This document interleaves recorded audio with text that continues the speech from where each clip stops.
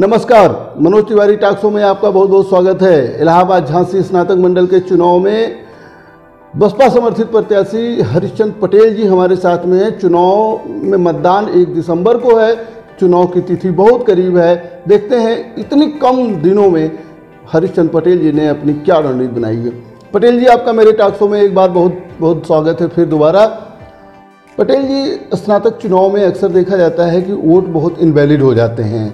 आपको क्या लगता है कि किसी विशेष प्रशिक्षण की ज़रूरत है या कुछ और? जी हाँ, इसमें प्रशिक्षण की ज़रूरत है जी।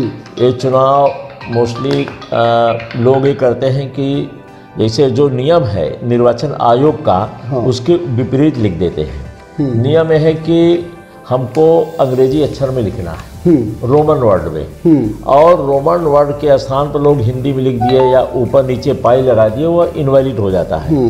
तो सबसे पहले जो हमारे मतदाता हैं उनको ये सुनिश्चित होना चाहिए कि नाम के आगे एक खड़ी पाई लगा दें। जैसे इस तरह से खड़ी पाई ये नाम के आगे लगा देंगे तो वह वैलिड हो जाएगा। ये किसी भी हालत में इनवैलिड नहीं होगा। अगर दूसरा ऊपर नीचे लाइन लगा दिए, कुछ लगा दिए, हाँ। तो इनवैलिड हो जाएगा। अक्सर होता है कि एक लिखने के बाद लोग एक टेढ़ा सा खांचा बना देते हैं, नीचे लाइन खींच देते हैं, वो इनवैलिड हो जाएगा। हाँ। इसमें कह लीजिए कि जैसे खड़ी पाई जिसको बोलते हैं, एक खड़ी पाई खींचना है। हिंदी में या अंग्रेजी में रोमन या इंग्लिश में वो करते हैं, ऐसे खड़ी पाई लगा दे बस, और कुछ भी करने का आवश्यकता नहीं। इधर उधर करने की जरूरत नहीं तो इनवैलिड हो जाएगी। अच्छा पटेल जी, एक चीज़ बताइए, आपके सोशल मीडिया पर हम आपकी बहुत सी बातें पढ़ते रहते हैं। आप पुरानी पेंशन बहाली को लेकर के बहुत आंदोलन कर रहे हैं और पुरानी पेंशन चाहते हैं बहाल हो। सरकार कहती है कि उनके पास पैसे ही नहीं है पुरानी पेंशन देने के लिए। और अर्थव्यवस्था देश की आप इस तरीके से देख रहे हैं 25% 30% तक नीचे चली जा रही है, तो पुरानी पेंशन देना कैसे संभव है?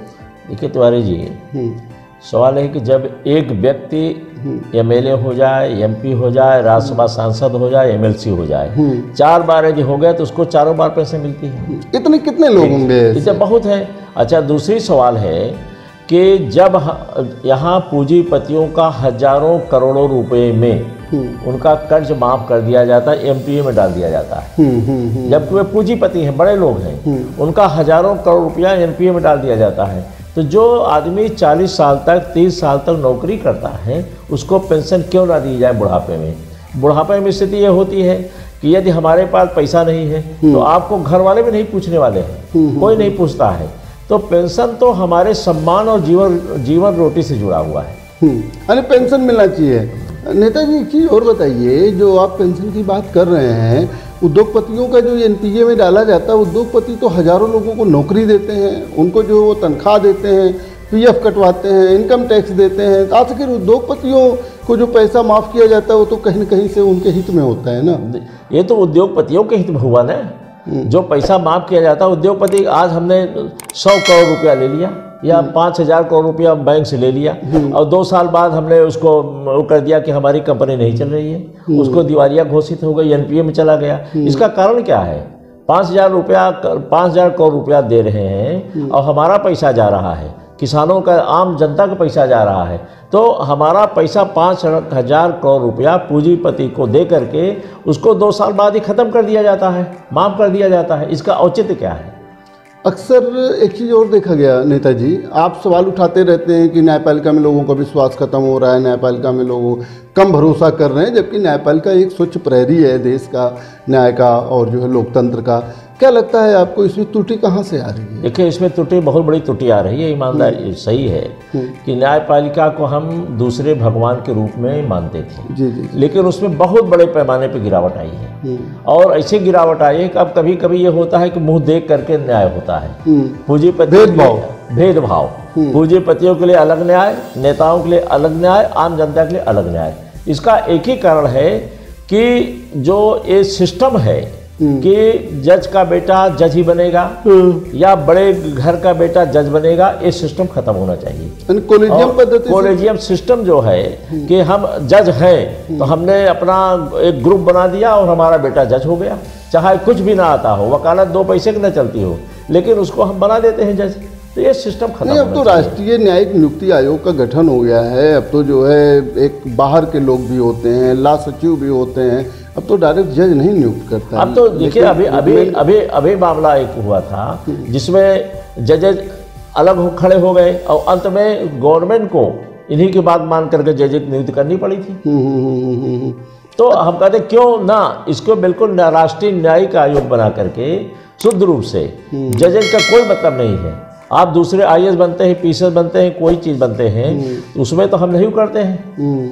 तो ऐसी परिस्थिति में जो भी काबिल हो, चाहे जिस जाति का, जिस धर्म का, जिस उसका काबिल हो, उसको तो निश्चित तौर पर जज बनना चाहिए, ना कि जज का बेटा ही जज बने। अच्छा नेताजी, एक चीज़ और बताइए, किसान आज बहुत आंदोलन कर रहे हैं, आपको लग रहा है कि जो सरकार ने बिल प्रस्तुत किए हैं वो किसानों के हित में नहीं है? कोई भी सरकार हो किसानों के विरोध में क्यों जो है बिल लाएगी? देखिए, यह किसानों का बिल तो है ही नहीं, यह तो पूंजीपतियों का बिल है। वो तो किसी तरीके से चाहते हैं कि ये जो किसानों की संपत्ति है या किसानों को इतना कमजोर कर दिए कि वह पूंजीपतियों और नेताओं का गुलाम हो जाए। जब 1862 रुपया गवर्नमेंट ने तय किया है धान का क्रय मूल्य, तो आज उत्तर प्रदेश के किसी भी गांव में आप चले जाइए, उत्तर प्रदेश क्या, हम तो हिंदुस्तान के किसी गांव में कहते हैं कि 1862 रुपया जब आपने धान का क्रय मूल्य तय किया है, तो 1000 रुपया में किसान बेचने को मजबूर क्यों है? नहीं तो किसान किसको बेच रहा है? किसान तो प्राइवेट व्यक्ति को बेच रहा है। सरकार जब खरीदती है तो सरकार तो उसी मूल्य पे खरीदेगी। नहीं, सवाल यह है कि सरकार किसानों का खरीद नहीं रही है। हाँ, ये इसके लिए आंदोलन तो हो सकता है कि सरकार खरीदे। जब किसानों का नहीं खरीद रही धान 1862 रुपये में एक साजिश के तहत, तो जो क्रय मूल्य का कह लीजिए व्यापारी या जो है सरकार का आदमी 1000 रुपया हमसे लेता है, किसानों से लेता है, और हमारा यही धान 1862 रुपये में क्रय केंद्र पर बेच दिया जाता है।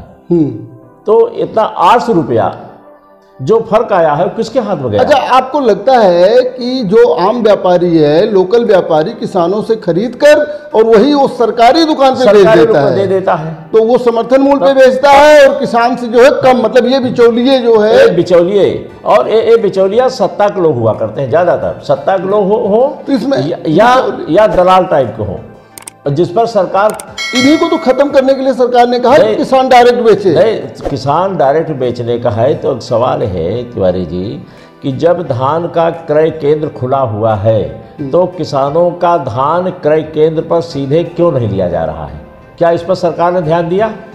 अगर सरकार इस पर टाइट हो जाए, कड़ाई करे कि यदि एक किसान भी या एक किसान का भी धान यदि क्रय केंद्र पर नहीं लिया जाएगा तो उसके खिलाफ कार्रवाई होगी। क्या ऐसा क्यों नहीं हो रहा? क्रय केंद्रों को मजबूत करना ज्यादा जरूरी। अच्छा, और क्रय केंद्र को इसलिए मजबूत नहीं कर रहे हैं कि उससे सत्ता पक्ष को फायदा हो रहा है। ये बात है।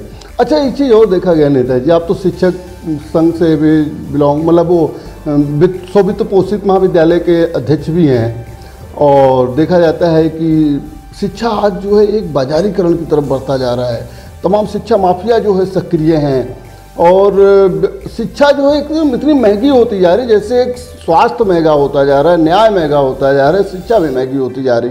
इसके पीछे क्या वजह मानते हैं? देखिए तिवारी जी, इसमें तो स्थिति ये है, आपको बता दें कि हम लोग जब पढ़ते थे आज से 60 साल पहले, तो आम आदमी के बेटा अपने घर से बोरा लेकर के जाता था विद्यालय।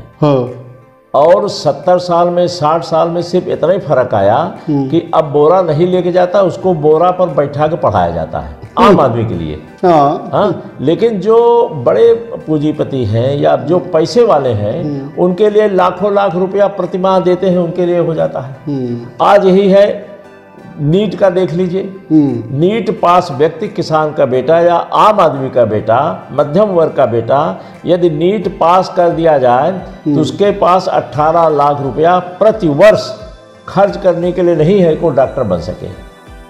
तो ये दोहरी शिक्षा प्रणाली ये देश को बर्बाद कर रही है। मतलब इससे आपको लगता है समानता नहीं आ पा रही? इससे जो आम आदमी है, जो साधारण व्यक्ति है, वो कभी उसमें समानता आ ही नहीं जाएगी।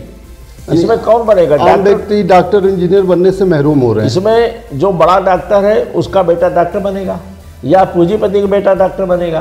क्या किसान का बेटा या आम आदमी का बेटा डॉक्टर बनेगा या मध्यम वर्ग का बेटा डॉक्टर बनेगा? कभी नहीं बनेगा। फीस इतनी ज़्यादा होनी, 18 लाख रुपया फीस कौन देगा? अच्छा सर, एक चीज़ बताइए पटेल जी, वर्तमान सरकार की कानून व्यवस्था पे आप क्या कहेंगे? इनकी कानून व्यवस्था तो मुंह देखी कानून व्यवस्था है।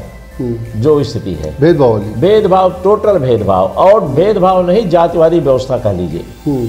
जो देखिए, कोई व्यक्ति तिवारी जी पीला कपड़ा पहनने से संत नहीं हो जाता। बिल्कुल बिल्कुल बिल्कुल। और अगर हम संत हैं, सही रूप में संत हैं, हमको सबको, चाहे कोई भी किसी जाति का हो, धर्म का हो, संप्रदाय का हो, कोई भी हो, सबको एक निगाह से देखना पड़ेगा। इधर ध्वस्तीकरण बहुत तेजी से चालू है, अपराधियों को गोली मारने की प्रक्रिया चालू है, और जो घोटाला किए हों पैसा तक वापस कर रहे हैं। इस पर नहीं, ये तो अगर कोई घोटालेबाज है उसके खिलाफ कार्रवाई होती है तो इसका स्वागत होना चाहिए, निश्चित तौर पे इसका स्वागत हो। लेकिन ऐसा ना हो कि आप जो आपके विरोधी हैं और घोटालेबाज हैं उन पर तो कार्रवाई करिए, लेकिन जो आपके पक्ष वाले हों और डकैत हों उन पर आप कार्रवाई न करिए। ये दोनों में फर्क है। अच्छा नेताजी, ये बताइए, उत्तर प्रदेश इतना बड़ा है, जहाँ विधानसभा की 403 सीटें हैं, वहीं विधान परिषद में केवल 100 सीटें हैं। 100 सीटों में भी जो है अप्रत्यक्ष निर्वाचन होता है, जनता से जो निर्वाचन कम होता है। आपका जो स्नातक वाला क्षेत्र है, यही जनता से थोड़ा निर्वाचित होता है, उसमें भी लोग कम जागरूक होते हैं। आपको नहीं लगता कि विधान परिषद की सीटें ज़्यादा होनी चाहिए थी और जनता की भागीदारी इसमें ज़्यादा होनी चाहिए, क्योंकि ये उच्च सदन कहा जाता है? देखिए तिवारी जी, हमारा तो मानना है कि सीटें कम और ज़्यादा होने का सवाल नहीं है। कम हो या ज़्यादा हो, ये हमारा संवैधानिक है। लेकिन जो लोग चुन करके जाएं, वह जनता की बात को कितना उठाते हैं, उनके लिए संघर्ष करते हैं। हमें आज स्थिति ये है कि मुँह देख करके लोग राजनीति कर रहे हैं। यदि कोई भाजपा में है तो सोचता है कि हम ऐसा कोई शब्द न बोले जो भाजपा के नेताओं को बुरा लगे, या किसी पार्टी में, भाजपा ही नहीं, किसी पार्टी में, किसी भी दल में हो अपने। लेकिन आज इसलिए हमारी बर्बादी हो रही है कि जो हमारा जनप्रतिनिधि है वह हमारी बात करने में अक्षम है, इसलिए किसानों की है, आम जनता की है, तमाम लोगों की इसलिए बर्बादी हो रही है। अच्छा, आपको लगता है नहीं है कि 10 जिला बहुत बड़ा होता है और एक जनप्रतिनिधि जो स्नातक मंडल का होगा वो 10 जिलों में कैसे जो है काम कर पाएगा? देखिए, यहाँ एक कोई व्यक्तिगत काम तो है नहीं, यह नीति निर्धारण का कार्य है। यदि हम नीति निर्धारण में, जैसे एक सवाल है कि मान लीजिए अभी आपने कहा किसान का मामला, धान का क्रय केंद्र का मामला है, यह इसको एक 10 जिलों में एक बड़ा इशू बना दिया जाए।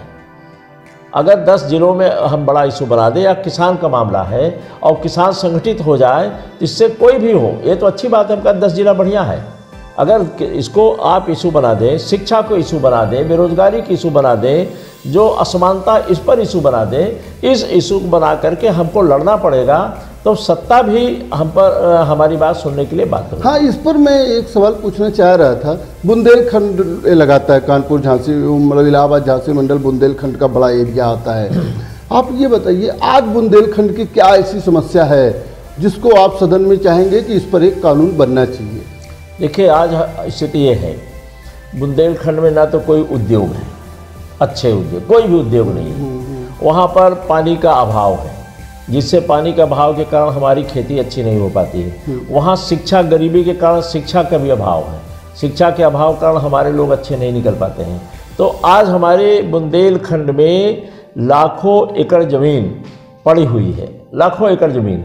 अगर हम उसको उद्योग में ही तब्दील करें तो हमको जो महंगी ज़मीन लेकर के और महंगी ज़मीन लेकर के हम पूंजीपतियों को दे रहे हैं, अगर बुंदेलखंड में उद्योग स्थापित करना हो तो बड़े पैमाने पर हमको सस्ती ज़मीन मिल जाएगी, वहाँ के लोगों को रोज़गार मिल जाएगा और देश का विकास भी होगा। अच्छा नेताजी, आप स्नातक चुनाव में बहुत मेहनत कर रहे हैं, दिन भर आप व्यस्त रहते हैं, अब चुनाव बहुत करीब बचा हुआ है, अंत में आप लास्ट मोमेंट में स्नातक मतदाताओं से क्या कहना चाहेंगे? वही हमारा मतदाताओं से यही कहना है कि आप ऐसे जनप्रतिनिधि को चुनिए जो आपकी बात को कर सकें। नंबर 1, हमारे जनप्रतिनिधि, आज सवाल यह है कि हमें बिल्कुल खुलेआम कहना चाहते हैं, पिछली बार हमने कहा था कि जो कमीशन खोरी जनप्रतिनिधि कर रहा है वो कमीशन खोरी पूरी तौर पर बंद होनी चाहिए, और जो विधायक या ये लोग कार्य कराते हैं, विधायकों के कार्यों की भी जांच हो। जब जांच होगी और इसकी जांच उच्च स्तरीय हो, कोई डीएम या न करें, एसआईटी जांच करे, और उसमें यदि घोटाला पाया जाता है तो जितना सरकारी कर्मचारी दोषी है उससे कहीं ज़्यादा विधायक दोषी हैं, और हमको इन मुद्दों को उठाना पड़ेगा, तभी जाकर के कोई बात बन पाएगी। पटेल जी, आप हमारे टॉक शो में भाग लिए, इसके लिए बहुत बहुत धन्यवाद। जैसा कि आपने देखा, इलाहाबाद झांसी स्नातक खंड के निर्वाचन खंड के प्रत्याशी हरिश्चंद्र पटेल जी थे। आप बसपा समर्थित हैं। आपका यही कहना है कि आज जो है पुरानी पेंशन जरूर बहाल होनी चाहिए, कॉलेजियम सिस्टम से जजों की नियुक्ति को पारदर्शी बनाया जाना चाहिए ताकि कानून में न्याय सबको मिल सके। इसके साथ साथ शिक्षा का व्यवसायीकरण हो गया है, इतनी फीसें हो गई हैं कि आम आदमी जो है वो फीस नहीं जमा कर पाता, जिससे असमानता बढ़ी है। आपने स्नातकों को कहा कि ठीक से मतदान करें, सही से मतदान करें ताकि उनका बहुमूल्य मत इनवैलिड ना हो, जरा हमारा बैन और कोई भी विधायक वो कमीशन खोरी ना करे जो आज प्रचलन में है। आगे भी हम आपको हरिश्चंद्र पटेल जी से चुनाव जीतने के बाद मुलाकात करवाएंगे। देखते रहिए मनोज।